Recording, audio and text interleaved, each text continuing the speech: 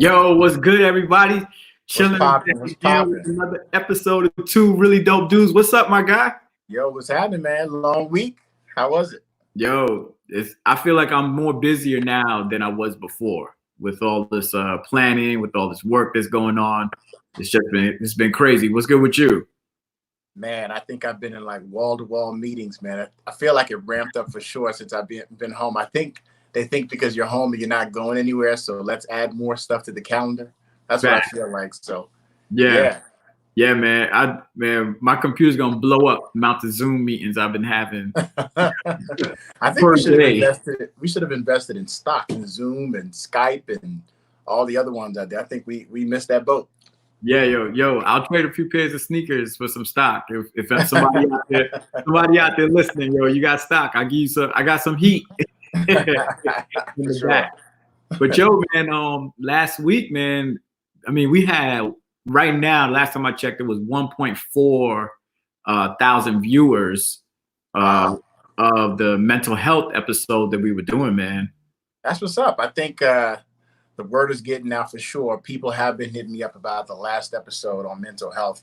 I think that was a dope topic to touch on because there's so many people impacted by it. But again, if you don't bring it to the forefront, you don't break the taboo and actually talk about it, I think people are gonna still be, coiled up in their corner and not talk about it. So for sure, I think it was a good idea to have Matthew on and have him talk about the different aspects and impacts of mental health. So yeah, I thought it was dope. Yeah, man, it's definitely a conversation that we need to have again For very sure. soon. Because physical health is great, but if the mind ain't right, Right. then everything gonna be off. How you treat people Absolutely. and all that stuff. So Absolutely. yeah, man. So yo, man, you ready to get this episode popping? Yo, I actually am. I think that this is another timely topic. I won't say that I'm necessarily the hippest when it comes to fashion, but I know what I like, right? But I know that there are also a lot of do's and don'ts that the average person may not necessarily appreciate, or maybe they do appreciate and they just don't care, or Yeah, what. But I think that it was a good idea to probably have this show because I get a lot of questions from time to time about how I put it together or where do I shop, you know, some do's and don'ts and things like that. But I think that it's good to partner with both you and with Wesley to talk about this. So speaking of which, I'll let you go ahead and introduce our guest. yeah, man. Yo, so for this episode, we called it So Fresh and So Clean. And for anybody out there, we always try to keep a hip hop theme with all the titles of our shows. Right.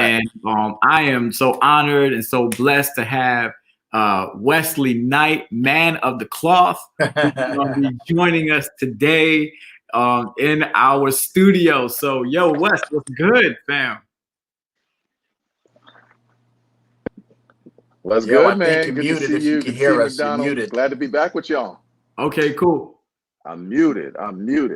No, All well, right. we hear you, but Sure, we're there's like good. a little delay. Let's see if we're better Oh, now. man. Okay, we better now?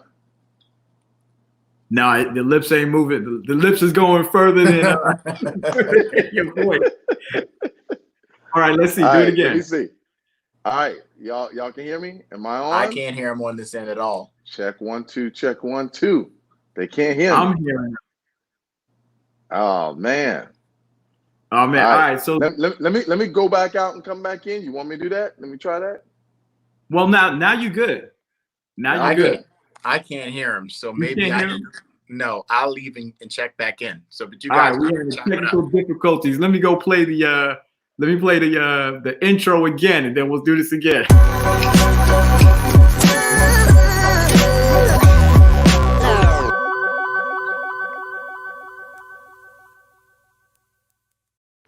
All right, Wes, is it better? Let's see.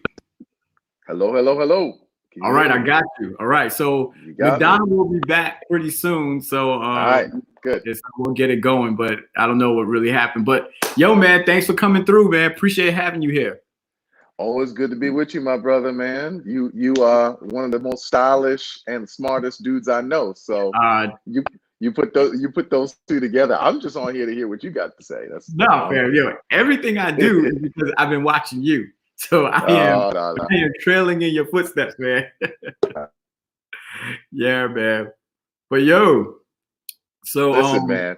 So yeah, you're gonna have to explain what you're wearing around your neck a little bit later, so folks understand what's going on. All right, yeah, well, we could do that, man. We could do that. So I had to nice it up for this episode because it's a fashion episode, so fresh and so clean, and we want to make sure that we kind of hit on some important topics. So McDonald is back. McDonald, can you hear us?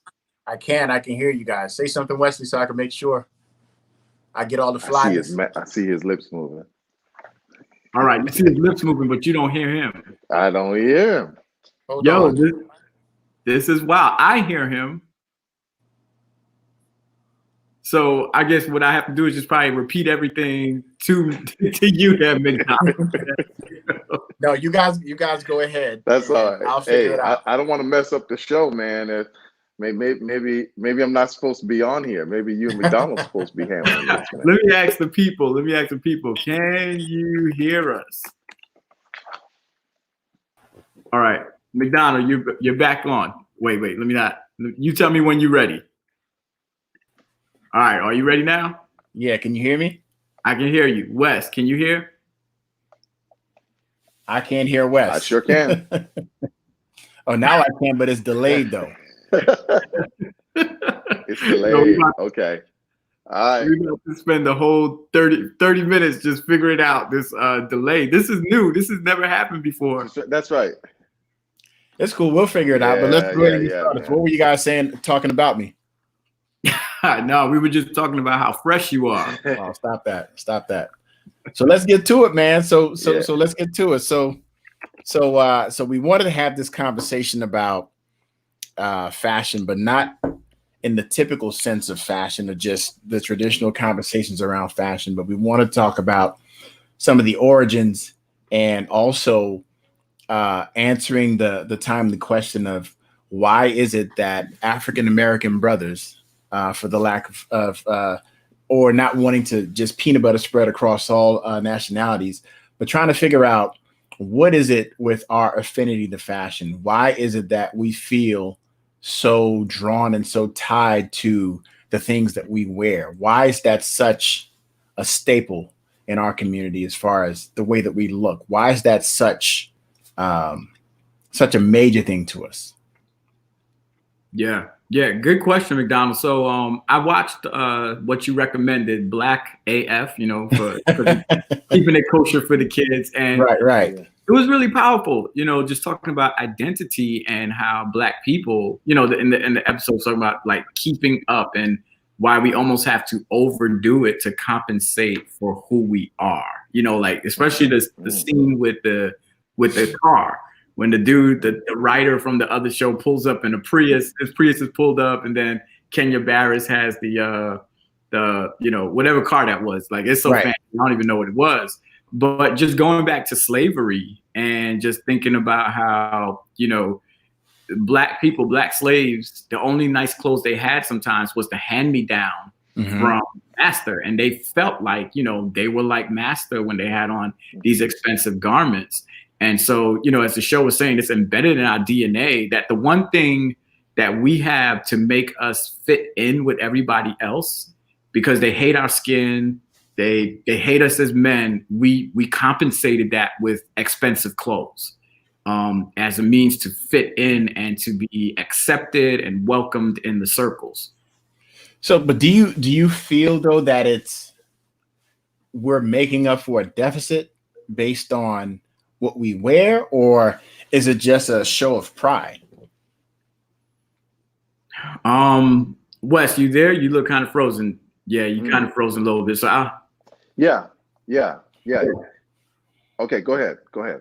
Well, okay. What I was gonna say was, in a sense of pride, I think like, from growing up, my mom always taught me, and my father always taught me, like, when you go out this house, you got to look a certain way, right? Because of, just because of the color of your skin and this world that we live in that will judge you by it. So you got to make sure your hair is combed, your hair is cut, your teeth is brushed. Like I was even thinking about women's fashion and how, how when did tights And when did gym clothes become cool? You know, like, I don't know. I think you might want to back off that subject if you want to sleep at night. But I'm using that as an example of, like, you know, white folk kind of like made that cool to wear like the tights and the gym clothes. You know, black women can't walk out like that. Now they can because it's socially accepted. But just looking at this as men, it's like our parents were preparing us for a world of racism that was going to judge us by how we looked. And so we had to, you know, be always like prim and proper whenever we went out. That's how I grew up. And that's how, you know, some of my, so I don't even know if it's like trendy or it's just like, just being black, man. It's just like, you know, I got to look a certain way to even be acknowledged. Wesley, what's your thoughts on that? Yeah. Can y'all hear me? I was gonna make a point, but am I good? Yep. I can hear you. Right. Okay. So I do, to your question, McDonald, I think it's also an issue of Black pride. I mean, when we look at some of the African countries, both even. I think we lost Wesley. There is in many of them, in majors. You lost me? There you go. There you go. I Hello? can hear you now. Go ahead. You lost me? All right, there I go. Okay, all right. So I'm like, say, night. Yeah, you're like breaking up, man. All right, let me take Wes out, and then I'll probably hit him on the text. So, McDonald, I'm gonna put you in here. Just talk. Yeah, we have some technical difficulties.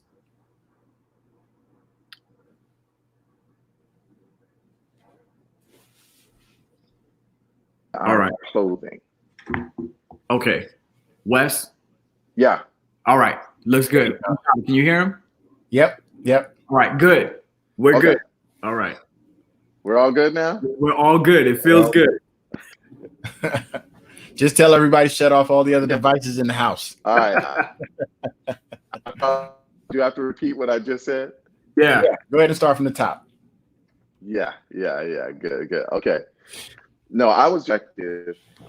I believe that if you look at, just for instance, I'll just take the country of Nigeria. When you look at Nigeria, there is such a pride, a colorfulness, a panache, a sometimes even peacock proud kind of way that they wear their clothes. And that's part of, I think, the entire, that represents African pride, their pride in their people, particularly their tribes. So I think it goes beyond and past slavery to an African pride thing. And because it represents who you are, oftentimes your tribe or your personality. And I think that's where style really comes from. I understand that sometimes it is a compensatory technique. It is something that we're compensating for. But then other times, for many of us, it's just a sense of pride representing who we are. Yeah. That's a good point, Wes. I forgot which, I think it's on Jay-Z's album, right? The Magna Carta album, where there's like an excerpt where somebody's talking, like somebody's saying these gold chains come from Africa. That's why we wear these chains, because, you know, this is just who we are. Yeah, that was the break for Pimp C. Right. Okay. Yeah. Like it's just in us to just be, you know, and to the point that you made, Wes, it's just like, you know, Black people, man, we just add flavor to everything. You know, like we just can't do things toned down. Like I made a comment to somebody, I was like, can you imagine if like every Black person stopped playing football? Like, do you know what the sport would be like? Or if every Black person stopped playing basketball, you would never know what a dunk is. Right. Alley-oop was never created, you know? So it's like, so I know I'm very biased. That's true. Towards my people, but we just have that instilled in us to be that. Yeah, I think that there's a part of me though that's wondering where is the line? Where should the line be drawn between being proud of who you are and the fashion becoming who you are? Like, where do you draw the line? Because, and the reason why I asked that question is because we put a lot of emphasis on what we wear, which is I think justifiable. I think in every aspect of living, we have to do a little bit more than everyone else in order to be equal, right? Yeah. But where does that line get blurred, or where does that line cut off and say, okay, we're overcompensating, or that's just a swag that we have naturally, so therefore we go full throttle every time? Mm-hmm. Yeah. Yeah. I think when your bank account, when Right. you broke, that's when Fashion doesn't match the bank account. That's right. When you got a minus sign in front of your bank account, and your credit cards are like maxed out. I think that's when we need to start like drawing the line. Right. Yeah. I do think we on the other side, we do, especially when it comes to these major like ridiculously expensive fashion brands. Mm-hmm. And I'm pretty sure y'all want to go there tonight about this. Let's do it. Get mad about the Louis and the Gucci and the Fendi's, the Prada. Fendi's, the Prada. I mean, and some of this stuff, quite frankly, a lot of the stuff doesn't even look good. It's just flamboyant, and it's about status, right? Right. And about showing clout. And I guess we have to kind of dissect, why do we go after that? Because dressing nice or stylish is different than, or can be, just balling out wearing that. You can look like a clown sometimes, right? With all of that. So why do we feel like we have to spend all that money? And then there is the economic part of that we are enriching these people who oftentimes are exploiting our people. That don't even really want us to wear their stuff to begin with. Yeah. I mean, they enjoy the economic ramifications of it, but they will openly tell you that their brands were not meant for us. Yeah. Yeah. Man, like, I'm just thinking about my childhood and just thinking about the need for peer, what's the word I'm looking for? Peer affirmation, right? Mm-hmm. So it's like, if I have on a Gucci sweater, I'm the man in high school, it's just, and so I think there's a lot of that in our community that says, yo, I got to spend a stack on this Fendi or Gucci with the big labels on it, because I know with that I'm gonna get some affirmation, probably pull some girls or whatever. But the problem with that too is when our esteem is rooted in the tags of our clothes. That's funny. There's a funny story. Well, it's not a story. It was actually real. Like, when we were in high school, there were a group of guys that would congregate in the morning, and we would check each other's tag to see what brand the shirt is. And if you wore something that was not of status or something that we thought was trash, everyone would smack you, right? Yeah. And they got violent, but everyone would smack you, make fun of you, and all that. And I thought about it, years later. I was like, half the time when I dress, most of the stuff isn't even name brand. Yeah. Right? I think it always boils down to how you put it together. I think that you could be standing next to someone that has on name brand from top to bottom, and someone standing right next to them that has on absolutely no brands, and make that person with the $100,000 whatever outfit look like trash. You can't pay for presents. You can't pay for swag. You can't pay for. You just can't pay for that. You know what I'm saying? There's only so much that money can do. And I think you either have it or you don't. So people that, buy right off the mannequin and wear all these big labels, I think they do it to overcompensate for something else that's missing. Yeah. Yeah. Man, there was an excellent episode of ATL of Atlanta, the FUBU episode. Mm-hmm. And that episode was so powerful because in that episode, there was a part where, they're arguing about this, whether it's real FUBU or not.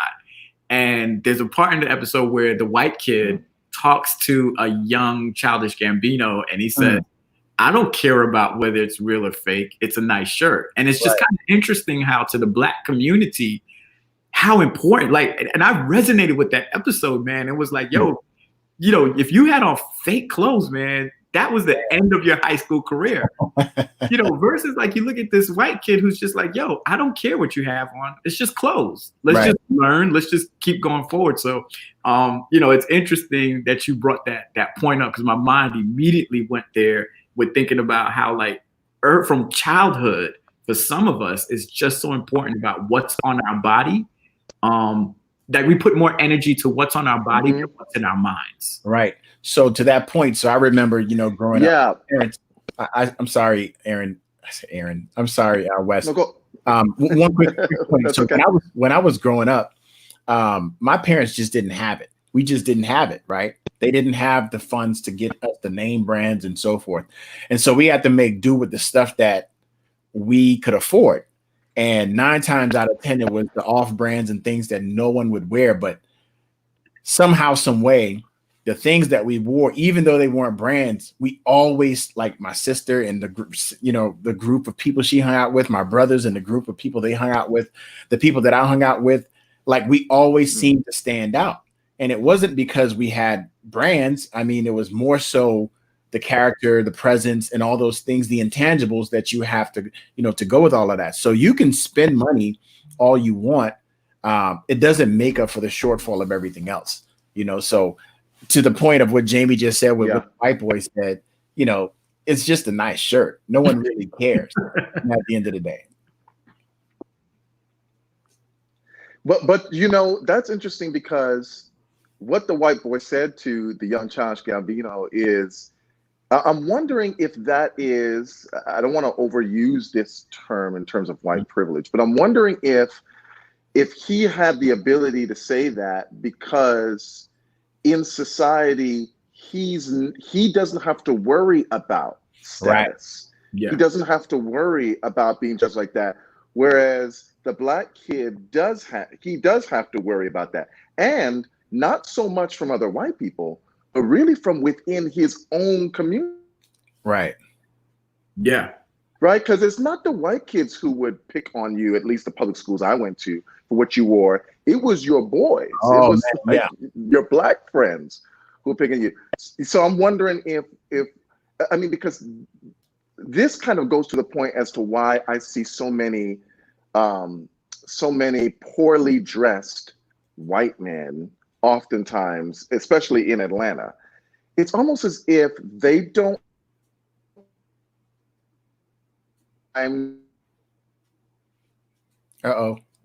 Yeah.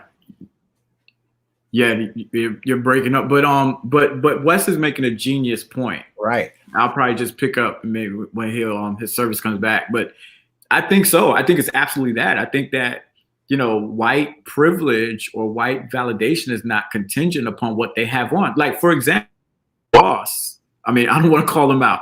Like the individuals that you work with, not your boss, but the individuals you work with, you know, you look at their style and how they dress. It's just, you know, they don't need to go to like get a tailored up suit. They can walk right into an office and, you know, and make it. We have to like have not only the resume, but we also have to have the look.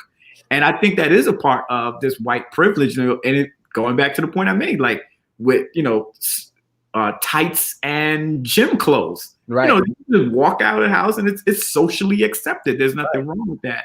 Black women have to have their hair, you know, combed a certain way, look a certain way, and they always have to be. So I think that's within our community. We don't have that privilege. I think that's the word that I'm looking for, to just like let it all hang out. Yeah, I think about that point. So when my wife and I, when we interview, we overly scrutinize what we're going to wear because, you know, what you have on and how you put yourself together as a Black person says a lot about you when you first walk in the door versus the things you have to say. You may not even get in the door until you look a certain part, which is working from the deficit, right? To that point of working from, you know, from a whole, right? So we obsess about, you know, like she'll scrutinize what I have on. If I'm getting ready to interview somewhere, I scrutinize what she has on. Are you sure you really want to wear that? You sure you want to wear that shirt, that color? And we overly like emphasize the importance of the way that we look. And I find myself doing the same thing to my son. And I'm like, you have to take pride in the things that you wear and how you wear and how you put it together. Because when you step out this door, I hear my parents, in my head, and I'm saying to my son, hey, you're not only representing you, you're representing me. Right? Yeah. As if I have like this status to uphold to the world. Whereas my white counterparts will probably never have that conversation with their kids, because you can wear ripped up jeans and flip flops and still be who you are. I've sat next to more millionaires with some of the poorest looking outfits on that would probably never wear a suit in their life, right? Versus sitting next to someone that will probably never make more than whatever in an annual salary, and they're dressed to the nines. Right. Absolutely, man. It's like somebody, shout out to Richard Gonell, who talked about, the Kanye West lyric that I'm so self-conscious. That's why you always see me with at least one of my watches, because that self-consciousness that we live with. And what you're doing for your son is what I do for my daughters, and it's what our parents did for us. They were preparing us for a world full of racism, a world that we have to work twice as hard and look twice as good just to fit in, or just to even be socially accepted. So you already know, because your son, he's a black boy, he's already got 2 strikes against him. Right. You can't have no more strikes right now. You don't. Right. Yeah, man. So I hope Wes gets the internet thing worked out, because I want to get into some do's and don'ts of fashion, man. Even though we could stay longer on this topic. If we need to, we can get to that. We can start, and he can get in on the conversation, because I'm sure there's more that'll come out of that. But so let's talk about some do's, right? Mm-hmm. I think every man should have at least one tailored suit. I don't mean necessarily custom, but one tailored suit. One suit that you bought off the rack, that you took to a tailor to fit to the cut of your body. Yes, at least one. Absolutely. And you said the right word, tailored, which means that you should not be. I'm gonna start laughing, because I'm gonna go in on this part right here. You should not be going to the store and buy a suit and wear the suit right off the rack. Right. Yo, them suits with the little tag here. So the tag. the tag. Suit, I don't want to see the stitching in the vent. Like the vent is supposed to be closed. It's called a vent. That's why it's open. I think Wes is back. Let me see. Wes, what's good? You here? Yeah, I think Wes, check. Wes, can you hear us? He's on, but I don't hear anything. Yeah. Maybe Wes, if Hello. Can you hear me? We can hear you. Maybe you need to relocate. Yeah, relocate or use your cell phone service. That'll probably. I'm gonna relocate.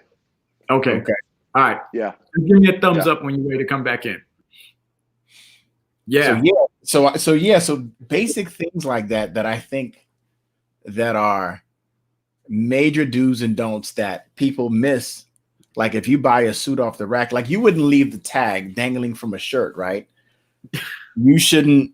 Carrie said no baggy suits. Yeah, Mark Dulcie said that too. No baggy suits either, man. Just something as basic as that. Like, but the tailoring, it's if you're gonna invest in a suit, right? Let's say you pay $200-300, whatever you can afford. If you're gonna invest in a suit, the next logical step is to make sure that suit fits your body type. Yeah. Because when you buy it off the rack, they just make in bulk, right? Right. They're not necessarily making it specified for your body type. So you have to take that suit to a tailor and get them to customize it a little bit to your fitting. And I think that'll go a long way versus just throwing it off right off the rack. So McDonald, the key is wear the suit. Don't let the suit wear you. Right. And so, and even like there's a problem when the suit is too tight as well. Mm-hmm. Oh yeah. That's a whole jacket shouldn't be pulling, your buttons shouldn't look like they suffering. Your suit is supposed to fit you well. And that's why a tailor is important, even for trousers too. Like, so I have my do. So let's match it a do for a do, right? Another do is fellas, if you're gonna wear loafers with no socks, yo, the pants can't have a break at the bottom. The pants can't be falling. You need to explain a break. I think you're getting technical, so you need to explain what a break is. All right, Wesley, are you here? Yeah, I'm here. Can you hear me? Yeah, we can hear you. You're good. Yeah. So Wesley, Cool. we already did 2 do's, which means, you know, buy a suit. It should be every man should have a suit that's tailor made. Doesn't have to be bespoke, but it should be tailored, taken to a tailor. Yeah.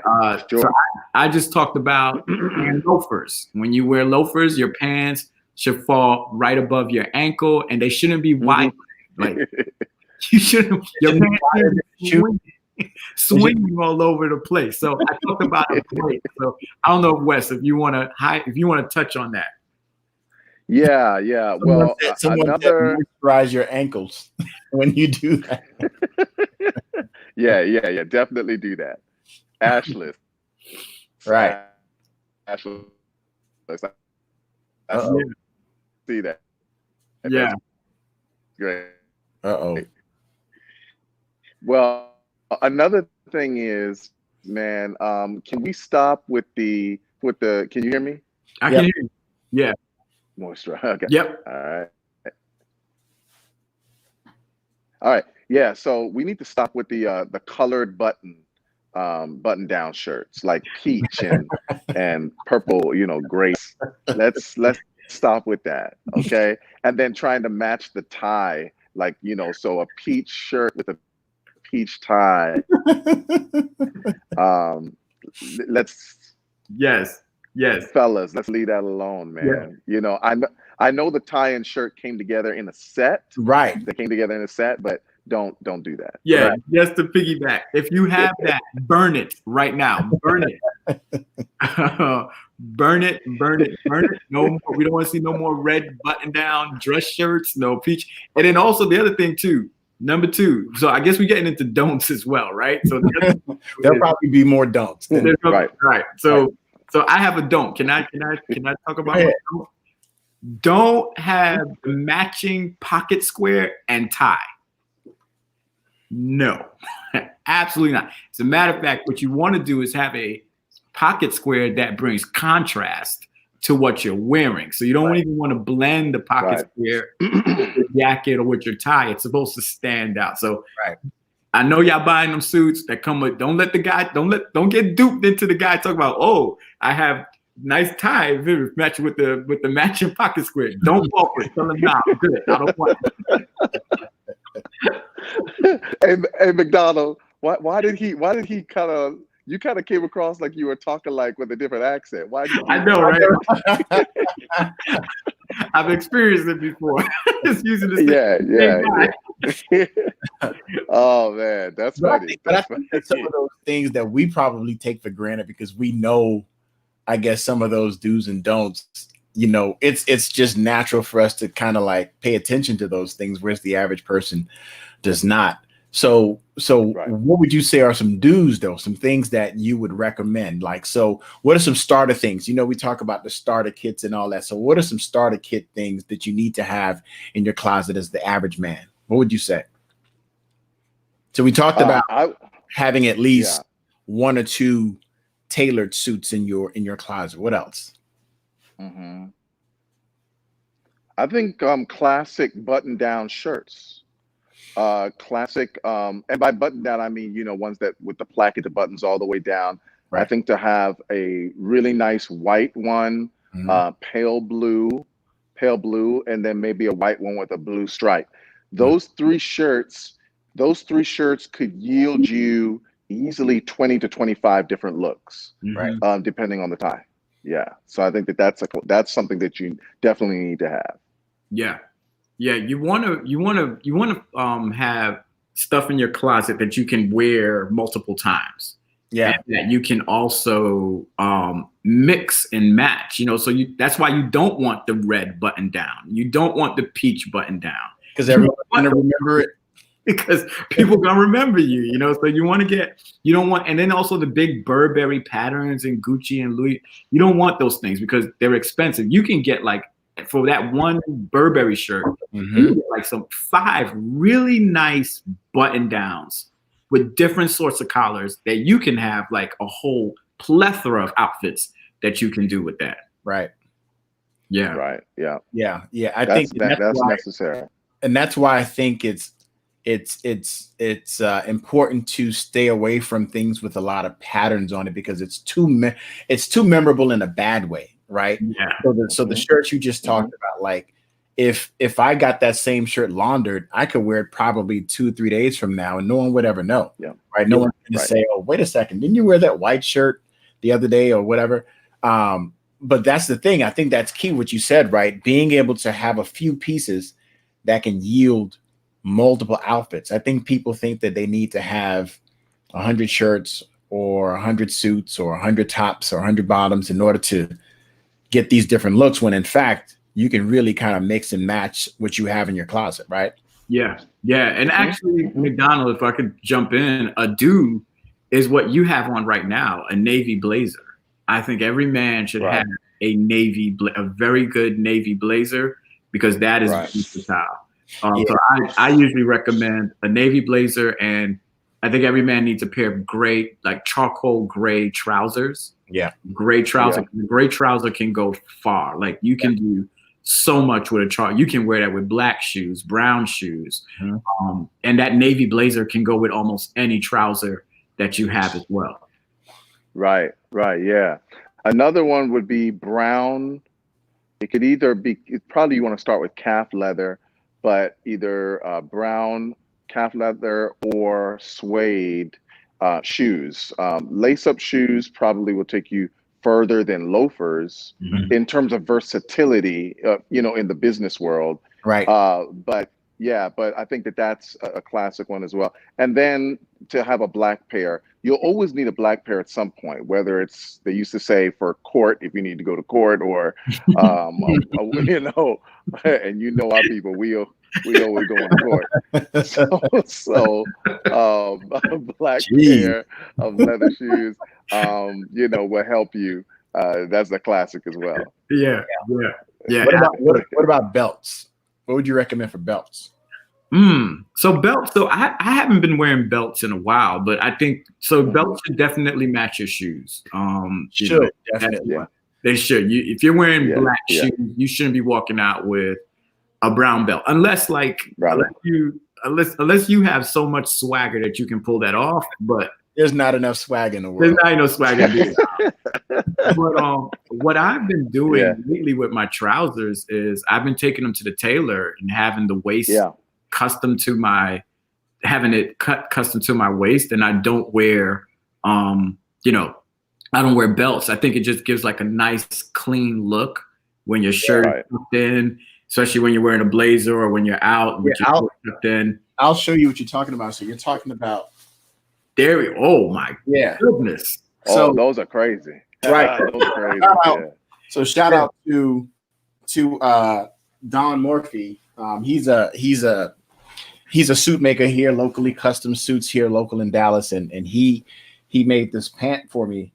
At first I wasn't really up on the no belt, pants. I just never was. I think I saw Jamie with a few of those, and I was getting a suit made from him, and he literally was like, "You sure you want belt loops?" And I was like, "Huh?" I guess he was kind of saying it in a way to basically discourage me from going that way. I was like, "Hey, look, you're the professional. Go ahead and do that." And ever since then, every suit I got made from him, I never had belts added to it. Yeah, the side, and something else that I learned too, and for everybody out there, you can get your shirts tailored. If you buy a shirt and the sleeve is too long or the body is too wide, you can get that tailored. You can, even if you have a good tailor, you can take a pair of trousers and ask them to take off the belt loops and put the side taps on there. So you can customize your clothes exactly to how you would want it to be done. A tailor is essential. You have to find a very good tailor that you can go to do those sorts of things for you. What would you say the average cost of those kinds of alterations would run someone? The average cost, what would you say is like the sweet spot? So you don't want someone to get beat over the head, right? So what would you say is average? Yeah. If you're, let's say like what Jamie is saying, let's say you take a shirt off the rack Mhm. and it doesn't fit you well, where you're going to need to do the most alterations are going to be down the sides, maybe like if you buy it too big, because Mhm. usually you're not going to buy it too small. You're going to buy a little too Right. big. So you'll take it in from the armpit down through the torso a Mhm. little bit, and then they can shorten the sleeves. And that will run you anywhere from those two things, probably between 30 to Mhm. 45 Mhm. Yeah. average. You have a really serious tailor, they're going to charge you a little bit more just Yeah. because of their reputation, but somewhere in there. Now, if you think about that amount of investment in the shirt after you bought it means your shirt probably doesn't need to cost only $35 because Right. you don't want to double the alterations. You Right. see what I'm Right. saying? Right. Which brings me to this point, and that is, don't buy for quantity, buy for quality. If Yeah. Right. you buy a quality piece, it'll last you a very, very long time. A lot of people don't realize that, especially when it comes to shoes, if you buy what they call Goodyear welted, and that's kind of like nerdy stuff, but you can find it. Just They, if you find a well-made shoe that's welted properly, it can last you for 20 years. Right. yeah. So right, so some of y'all buying these shoes and you switching over every 3-4 years. I've got a pair of shoes right now that I've had for 16 years. Wow. So it's better to go for quality rather than quantity. Yeah. What Wes is basically Say that louder for the wives in the back to make sure that they hear that the next time we go buy those pieces. You hear that, babe? cool. That's Yeah. right. Yeah. What That's you what I know, tell my wife. yeah, what Wes is basically saying to everybody listening out there, do not buy shoes that have been glued together. Right. Right. You want shoes that have, and you can Google Goodyear welted, they're hand stitched, they're very well made, and they'll Alden's, and Alden's are Mm-hmm. very good Yep. shoes, last you for years, Mm-hmm. lifetime Mm-hmm. warranty on those if something happens to it. And then if your shoe comes with a lifetime warranty, that means it's a good shoe. Like if Exactly. they're willing to stand by their product. But you can still, get really good shoes that are not glued together and it'll last you. But Right. I remember, man, when I first started out, man, I was doing Zara. I thought Zara Yes. was hot, and then Yes. in 2 weeks, man, my suit fell apart because it was glued together. Right. The shoes were glued Right. together. So I agree with Wes, quality over quantity. You don't need, Yeah. But let's address that, right? So okay, I'm the average guy. I don't have the funds to spend that kind of money on that kind of stuff, right? But I still want to look good. I still want my Mhm. stuff to last a decent amount of time. Where can I shop? Yeah. Yeah. Because I think that's well, okay. that's one of the most asked questions that I get. Where do you shop? Where do you get your stuff? Right. I think one of the ways to answer that, first thing is, you need to understand that you can get really good stuff, and it doesn't have to be crazy expensive. It really doesn't. In fact, most of the brands or the suit makers or the cobblers, that is shoemakers, that all three of us wear, they are probably priced half of what, not even half, probably 30% of what people would spend on a pair of Gucci shoes or a pair of Fendi shoes. I mean, that's just the reality, is that the actual better quality stuff, in many times I've found, costs less than the stuff people spend their whole paycheck for. So that's just one thing I wanted to get in there and kind of debunk this myth that if you dress like that, if you dress like Jamie Calazar, you got to be balling. I don't know about Jamie and McDonald. Tell them I I'm don't know about broke. Jamie McDonald. Tell them I'm broke. Wes. They know where I work. I mean, listen, I can't speak for them, but I'm not balling. So what I tell people when people ask me is, I save up. I might have my eye on one suit for the year, maybe 2 shirts and a couple of ties, and That's it for the year. I'll buy a lot, little small things secondhand. But in terms of like straight out buying, that's what I do. So yeah, we don't make a lot of money. At least I don't, but you just save up and you plan for it. And another thing is a lot of people don't talk about this, but I buy like half of my suits are probably secondhand, gently used on certain platforms, which I'll tell you, like Style Forum is one. For those of you who want to make notes, Style Forum is one. Of course, there's eBay, but you have to be careful. You need to know exactly what you're looking for. But yeah, that's kind of where I go, and that's kind of how to do it. Save up for it. Don't mind buying secondhand, and then know your brands. You need to know which brands you're going to buy. That's right. That's right. And it's okay, like you said, to buy a secondhand suit once you know your measurements. And it goes back to the earlier conversation about quality over quantity, because a quality suit, a well-made suit, and there's some names like Orazio, Luciano, Liverano, Ring Jacket, just these different guys that make suits. Those are really well-made suits that will last for years.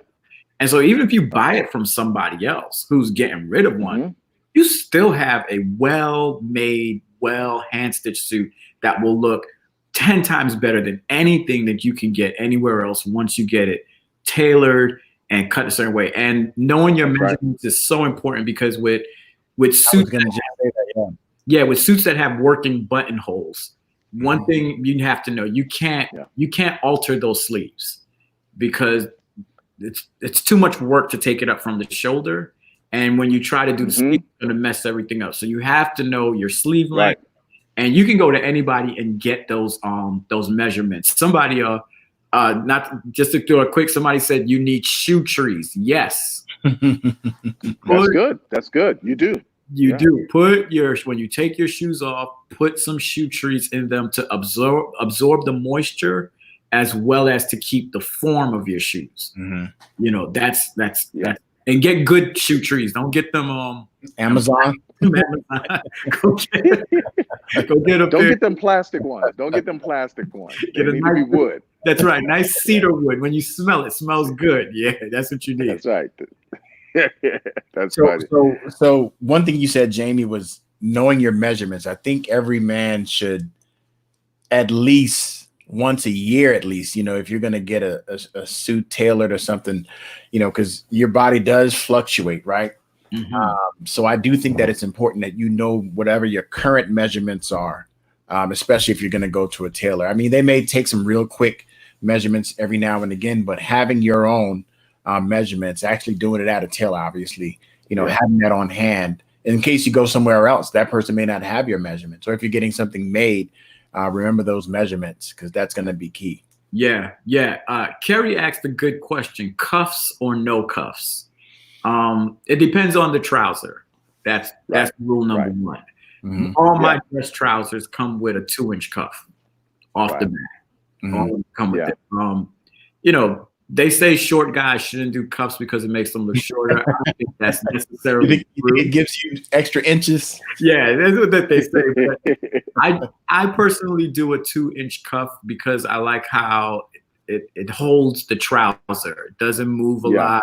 It falls over the shoe well. So I just like the look of the 2-inch trouser. So I think it depends on the trouser that you're wearing. Some trousers don't need cuffs. Yeah. So I do both, right? So if I'm getting a suit and it's a suit pant that I think I can wear with like another blazer or something like that, I'll probably get it. And it also depends on the material. But I think she's referring to shirts. Oh, my bad. Shirts. Yes. Shirts. I don't do French cuff shirts. That's a personal preference of mine. I haven't done it in a long time.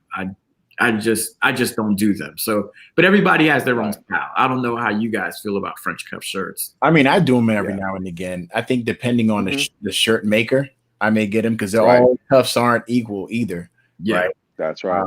I don't want those joints that come from under your sleeve and they're like this long and you can see that much of the shirt. Yeah. But I think it all depends on one, the occasion. Yeah. And two, like, what it is that you're wearing. Yeah. I think a shirt cuff is a must for a tuxedo. Yeah. For sure. Yeah. Right. Yeah. I think it speaks to formality. It's definitely more formal than casual. So if you're wearing like let's say a navy blazer, open collar, basically what McDonald's wearing, more than likely you might not wear a cuffed shirt with that. Yeah. But if you were going to a more formal situation and you wanted it, that's fine. But I think that is personal preference. Yeah. Yeah. Yeah. Yeah. So I think definitely occasion. So I probably only have like one cuffed shirt that I have. But let's talk accessories and ties and pocket squares. So there are times where I used to do this when I didn't know better, right? They would buy a tie. It wasn't long enough. In order for you to get a knot, your tie comes mid chest, right? Yes. So what length would you or brand for that matter would you recommend? Because I think ties are probably one of the few pieces that you can buy. You can get fairly cheap. Good brands fairly cheap depending on where you buy it, and you can also buy it secondhand too. So what recommendations do you guys have on those and other accessories? Yeah. So like you could jump in, Wes. I have a don't for ties. So if you want to, Okay. Yeah. You could do the don't, then I'll do some do's. All right. So number one, let's stop buying those really skinny pencil ties. Okay. Let's cut that out. I actually feel like if I wear like a black and white classic look, I may rock a skinny black tie. There's a difference between the skinny tie and the pencil ties that I'm talking about. There's a big difference. I think the knit ties are fine. Knit ties are wonderful. Yeah. Those are great, and and let's stop also doing the perfect triangle for the ties. What do they call that? The full Windsor? I forgot. No, the 4-in-hand. Full Windsor. You're right. Full Windsor. Yeah. Let's stop doing that knot. We don't need that knot. We just need to wrap around once and come down. That'll give you more length too. That'll give you more length, and it will give you a nice look under your collar. And it doesn't have to be perfect. There's something nice about having that imperfect kind of look. That's with your shirt. As far as ties now, I personally go with my favorite tie maker is Drake's. I love Drake's in London. I think they make really good ties. You can find them for relatively cheap on some websites like Drop 93 that has them for a price. But I like Drake's because they do hand rolled. All the ties are hand rolled at the edge, and they have a slim lining in it, and it just falls under the shirt and jacket. Why would I buy a hand rolled tie versus one that's stitched? I think the knot and the feel, it still gives you that good knot, not too big, not too small, and then it's very lightweight on your neck, so it doesn't feel heavy. It doesn't feel. If I could compare it to who makes like a heavy tie, some of those ties you'll see at Nordstrom, like those designers. Yeah, Nordstrom. Yeah, those real heavy ties, big knots. I think that, those are done. But I know Wes, you got a few ideas on ties too. Yeah, in terms of dues, I think that we should. I almost want to go into the don'ts. Okay, let me throw one don't that I'll do some dues. So let's stop with these really. Now you talked about skinny ties, but we got these really wide ties as well. Not everything vintage. I know vintage is back, but not everything vintage should be brought back. Right. I think you gotta know what kind of vintage to come with. And in terms of dues with ties, I think that you should get some basic ones at first. A navy tie, basic. A charcoal gray flannel tie, that is that heavier wool. If folks don't know what flannel is, it's that heavier wool one. That's good for winter. I think if you had literally maybe 3 to 4 ties, you can rotate those and you can come with several outfits. So navy, gray, I think a dark green, and maybe a brown. Those would probably be your 4 ties that you could rotate if you're just kind of getting into that kind of dress up style game. That's the way to go. And like Jamie said, Drake's is great. And Drake's is the best because they're not that expensive and they're really, really well made. Yeah. Now, for those of you who want to flip your Gucci money to like this other stuff, if you want to, like, those of you who want to flip that money. So let's talk the nicer brands for ties, like Tie Your Tie. Mm-hmm. That's literally what it's called, Tie Your Tie, or Sevenfold. Yeah. Yeah, basically the same parent company, but coming out of are they coming out of Florence? I think out of Florence, Mm-hmm. Italy. But those are like sevenfold, ties. Really, they're still very light, very nice, but you're going to spend money for those. Yeah. But I'm saying if you were spending the money on the Louis and you want to go another route, that's where you can put your Louis money on that. Someone's asking solid or prints. Solids. Start with solids, then go to print. Solids. Yeah. Solid. Solid. Yeah. You can get more out of a solid than you can with the print. And and even like I remember when Paisleys were like really, really, really, really hot. There's some Paisleys that are still nice, but if I'm gonna go with like prints, it has to be a really nice print. I think also the color block ties are nice that have the stripe. Right. The diagonal stripe, the big diagonal stripes. But, recommended if you're starting your wardrobe, you need to start with solids. Let's talk. So I'm glad we're on ties though. Let's talk shirts, right? And the spread of the collar and so forth, and what's in, what's not. Because the shirts with the collars, the pointy collars coming down, not really feeling those a whole lot. And then I see people wear like the big knots under those types of collars too. So let's talk about collars and the spreads. Like what would you recommend? All right, but okay, so here's the thing. We could get to that. I just want to make sure before we get off accessories that we help people to understand, because there's a pink elephant in the room, and that is the fact that Jamie is rocking something around his neck. I'm surprised somebody has not asked you about that. So now we all understand what you're doing, right? But some other people may gang banging. That's right. But you need to help the people to understand what you're doing, because it's really, we were talking about ties. That is neckwear, what you're doing, but it's not a tie. So tell them what it is. Yeah, man. Well, thank you for shouting it out, Wes. I appreciate it. Yeah, and McDowell. So a lot of people don't appreciate the neckerchief. I think the neckerchief. Now, this is more advanced in the style. It takes boldness to wear something like that for some guys to do. It's basically a bandana. It's a double RL bandana that I just rolled up, and I just tie it around my neck. And I usually wear it just casually when I'm on the street. And you could dress this up or dress this down. I know if you get like a silk one, you can definitely wear it under a nice sweater. You have a picture up right now, Wesley, on Instagram under your man of cloth. We have the Hermes. Is that the one that you have? That Hermes, yeah. Right. And I've seen like you can also tuck it in, and so it gives it a nice definition look. I wear it out wild and crazy and just keep rolling it. But yeah, this is a neckerchief. Not to be mistaken with an ascot. Right. That's right. There you go. Totally two different things.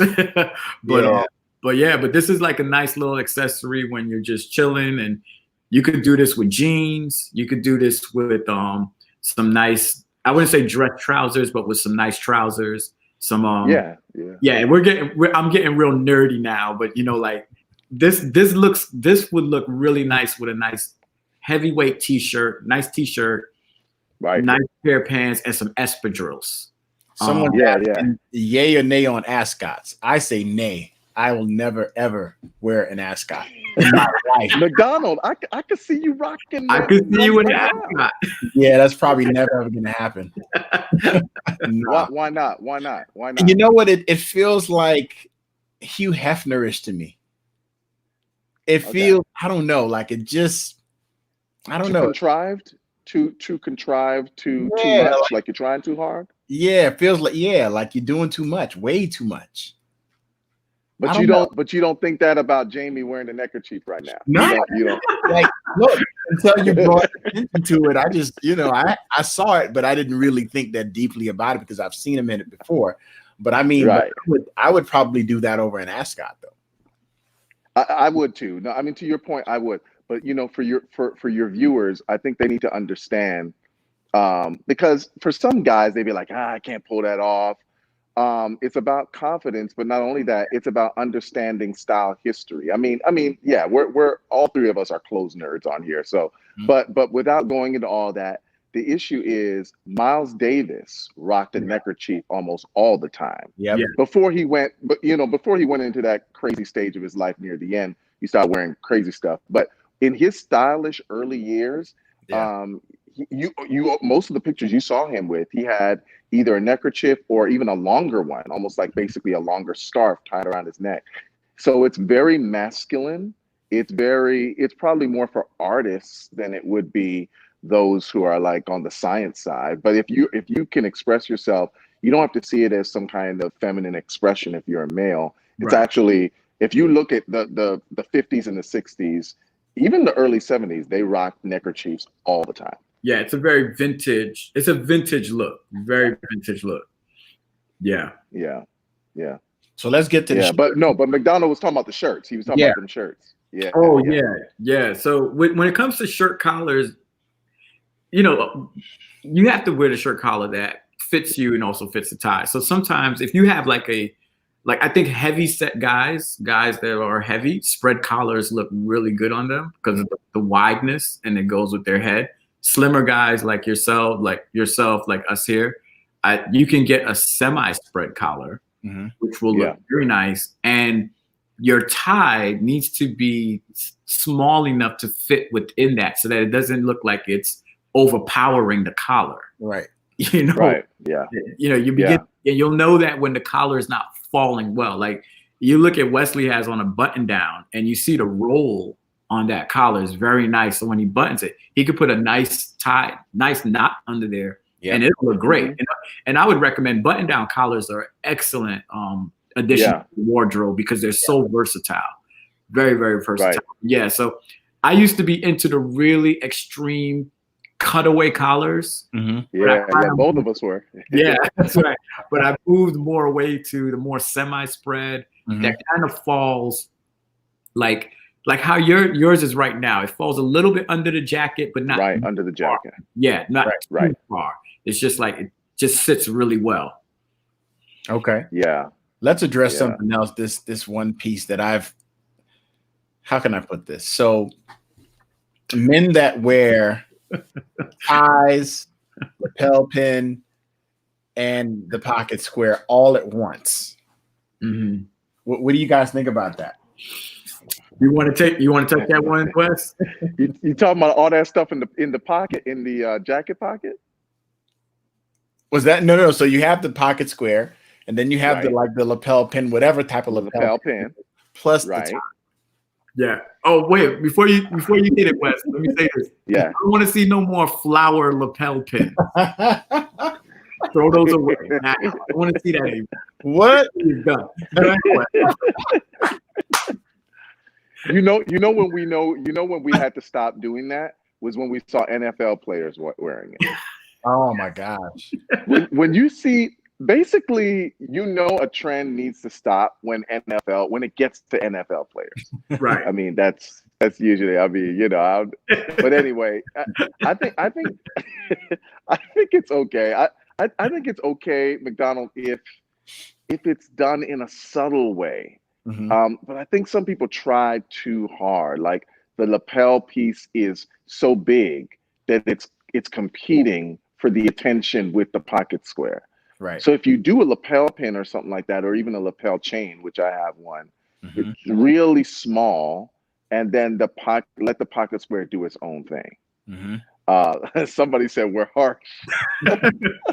Somebody has to do it. Somebody got to do it. Somebody's got to stop. Let's do it. That's right. Yeah, but I think it can be done. It just needs to be done with a certain level of restraint. Yeah. Yeah.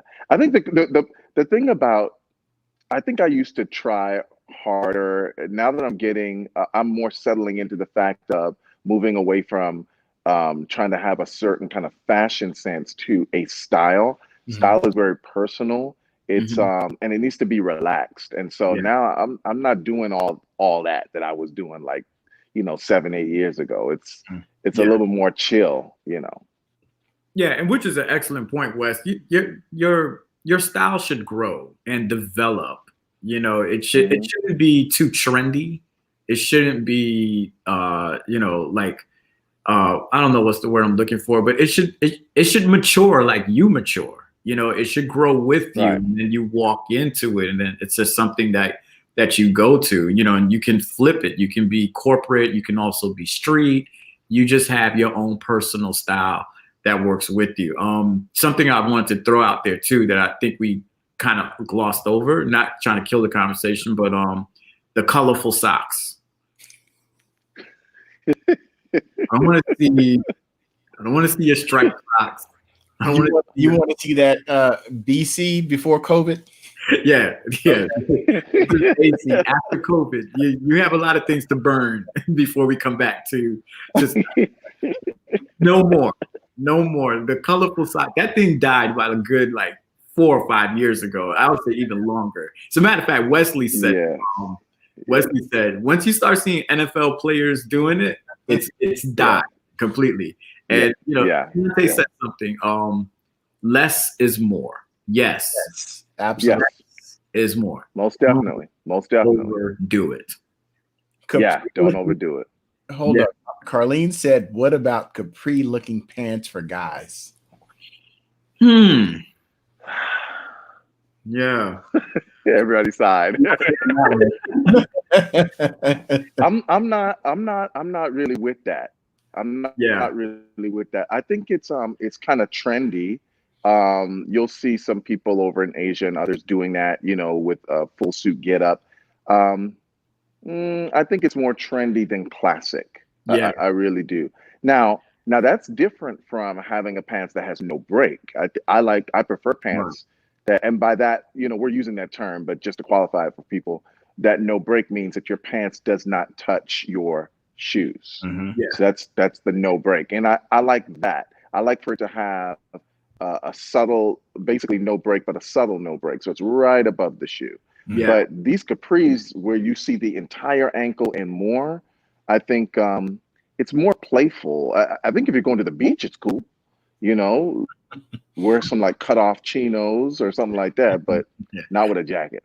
Yeah. If you're talking about, what was that, the busboy look back in the 60s and 50s with the with the real short. I'm not into the capri. I agree. I'm not there yet. Maybe Japan is doing it. It'll probably come to America pretty soon, but I'm not that loose with fashion. Yeah, which is a good point. You don't have to jump on every trend. There's some trends that you can let no.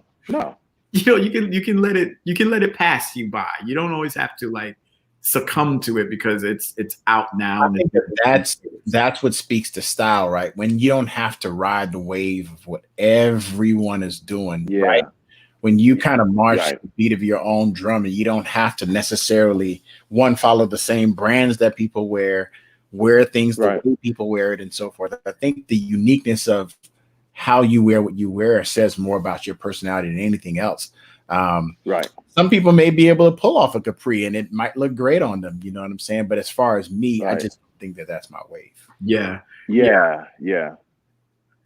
There's a guy, I think when it comes to style, when you have it, the people, and it's not like you're doing it for others. If you do it for yourself, people who appreciate expression, art, style, whatever, they kind of come to you. I think of this style icon named Lino Laluzzi out of Milan, Italy.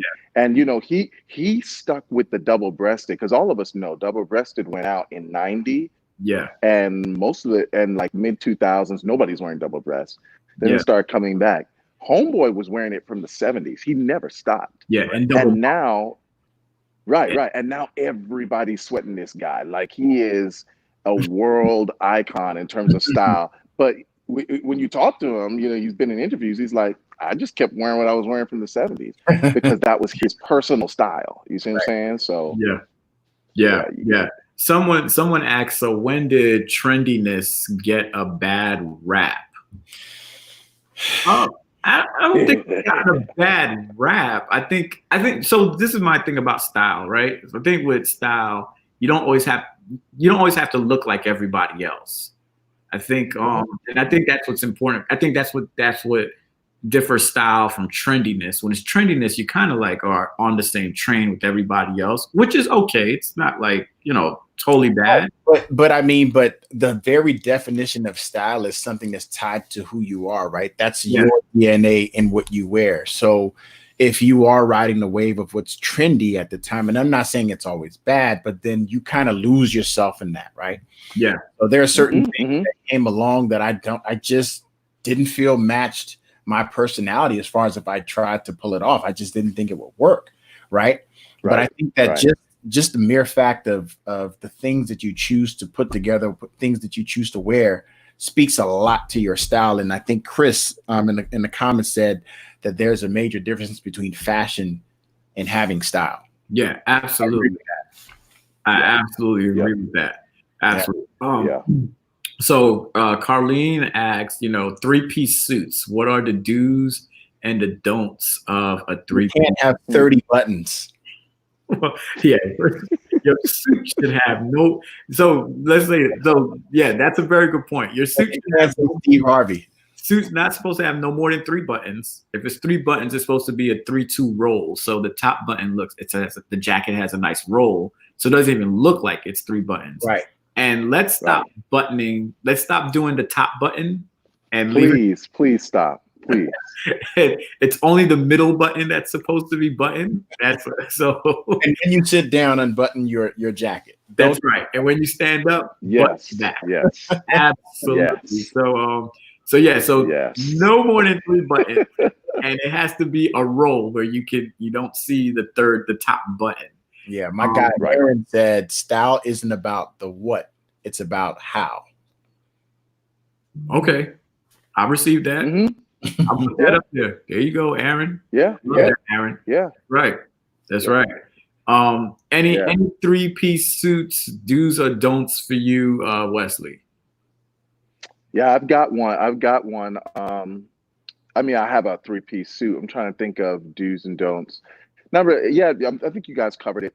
So the jacket should have, like you said, no more than 3 buttons on the jacket. The vest, it doesn't necessarily matter. Sometimes they come with a lapel on the vest. Sometimes it doesn't. That's not really an issue. The good thing about 3-piece suits is you can wear them if it's solid or it's not too loud of a pattern. You can wear it as a 3-in-1. So meaning you can wear it as a suit without the vest. Or if it's again a subtle pattern, you could wear the vest and the pants, no jacket, especially like if it's summertime. So that's what's cool about having a 3-piece. I don't think it's necessarily an essential part of a man's wardrobe, but once you get the essential parts, then you can add. It's something that you kind of add in for kind of like just have something special, which I think is cool. And your vest should not be almost like bulgy or like hanging out of the suit. No, it should be actually pretty fit. It should be pretty very close to your body. The vest should be close to your body. Right, absolutely. So and you want to make sure you get a vest that does fit close to your body. One of the things we covered was your jacket. Your button should never look like it's pulling. Like your jacket is you shouldn't have to hold your breath to close your jacket. Let's just say that. That's not the definition of being tailored. That is the definition of not buying your size. So let's talk about like a casual look as opposed to a fully dressed or a street look. Like what would you say is kind of like the in between, being fully like full on, dressed up and street clothes? Yeah. I think what Jamie's wearing now, like whether it looks like it's long sleeve, is that a sweater or like long sleeve t-shirt? It's a sweater. It's a lightweight sweater. Okay. Lightweight sweater. So I think like for transitional seasons like fall and spring, like now, that's perfect because you can put a button, you can put my shirt under that, or you could wear it like he's wearing it, and you could take the neckerchief off if you wanted to, and you can wear that with jeans, chinos, almost any kind of pants. So I think crew neck light sweaters for transitional seasons, and for like say summer t-shirts. That's what I was kind of talking about this week. Just like how do you wear t-shirts different ways, and then in the fall you might do. I think the best is a roll neck, or what we would call turtleneck in the fall. I think those are casual pieces that you could rock with denim, you know, like jeans and sneakers, and you look casually well dressed. Yeah, and so I'm going to talk about the sneakers too. So you're wearing jeans and you're probably having a sweater like this. You want to wear this with like some what they call minimal sneakers, like slim sneakers. Something like Common Projects are very good. Adidas, Stan Smith are like the perfect. Any kind of like pair of Adidas are really go well with that nice slim kind of tailored street casual look. You don't want to wear them with our Yeezys. No, you don't want to wear them with the Yeezys or your Air Jordan 4s. No. Those sneakers are bulky, you know, they look goofy. So you don't want to wear it with that. You want to get like a nice, you know, there's another guy, No Man Walks Alone, sell these, the Buteros. The Buteros are, because the Common Projects, you know, they tend to be on the expensive side, but they're very expensive, right? Yeah, very nice. And they can even be worn with a suit. You know, with a nice cotton suit or a nice seersucker suit. You can put on a pair of those like slim, nice minimal cut sneakers. They'll look good. And also too, fellas, don't be afraid to get your jeans tailored.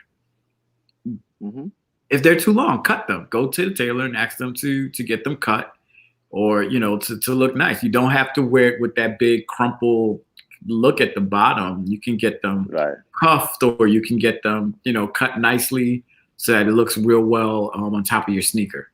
So there's a few questions in the comments. So someone asked V-necks or crew necks.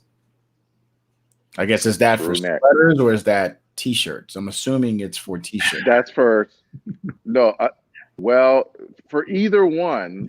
I say this way. Crew necks for sweaters. And for t-shirts, I still say crew necks. The only time I would wear V-neck t-shirt is as an undershirt under a button, like under a shirt like what McDonald's wearing. That's right. I would do that as a V-neck t-shirt so that you wouldn't see, because that's another no-no, by the way. I don't know if we covered that. Like, look at what McDonald's wearing. With that shirt, you don't want to wear a crew neck t-shirt where we would be seeing the white t-shirt underneath. Right. A lot of people do that. It does not look good. That would be one of the major don'ts. Right. That's right. And you know, if you're wearing a V-neck t-shirt, are you a bodybuilder? Like, that's not for it. I'm not saying that you can. I think some people can. You know what I'm saying? Depending on what you're wearing or where you're going, right? But I think as far as like the rule for if you have on like say a dress shirt, like I shouldn't see your undershirt. Period. Yeah, of course. Yeah. But I'm with Wesley. I don't think anybody should be wearing V-neck t-shirts like outside. Jamie's harsh. Crazy. So right now, you are getting what goes on in my brain when I walk to certain places or when I go to church. Like, I don't think, you know what's funny too? It's like always the people with like the least amount of style that always comes up to you and is like, "Yo, I'm gonna hook you up. Yo, I got you." I'm like, come on. But that's what about colors on suits? What would you say are some don'ts? Yeah, I think for me, you want to stay with the basic colors, you know, and basic patterns. I've seen guys in yellow suits and the bright green suits, and I don't think those are good investments unless you have those basic colors in your closet. You know, I've seen them look good on some people. For me personally, that's not my style. I won't know how to wear like a bright green suit or these various colors. I may be able to, but that's something that I would buy later down once I know I have my essentials. You know, because those kind of suits, that's a one wear and done. You know, if you take a picture in that, it's a wrap. It's a wrap. You know, once it goes to Instagram, you're done. Your Navy suit, man, you can wear that to weddings, to anywhere you go, and that's fine. And that's another thing too. I don't own a black suit. The only thing black that I own is a tuxedo. And I didn't even want a black tuxedo. I wanted a navy tuxedo. So, yeah. So I'm not big on black suits, really, but nothing wrong with a nice black suit. I think it's essential. I think it's a good piece. I just don't have one. So that's not that for me. That's not an essential piece for my wardrobe. But I'm actually rethinking that though. I think I do need to get like a really nice black suit. Okay. So for the folks that probably join a little bit later, let's recap the things, the essentials that you have to have as a man. So navy suit. Jamie, go ahead and throw one out there. Charcoal gray trousers. Okay.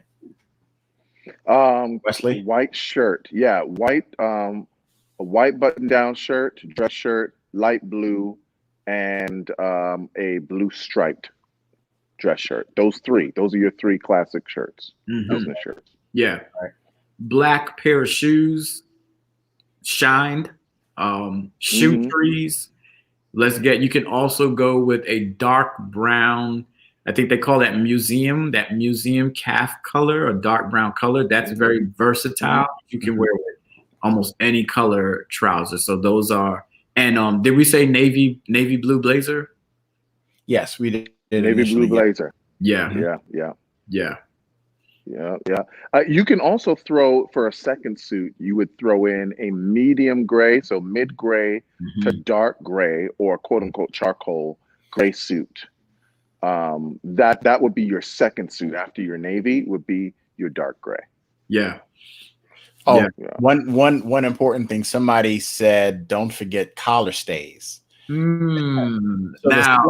the slouchy collars, the ones that look like they've been in a washing machine, are a big no. I don't really think that you have to have them, depending on, like, for instance, like I don't have one in this shirt because it just stands up on its own, right?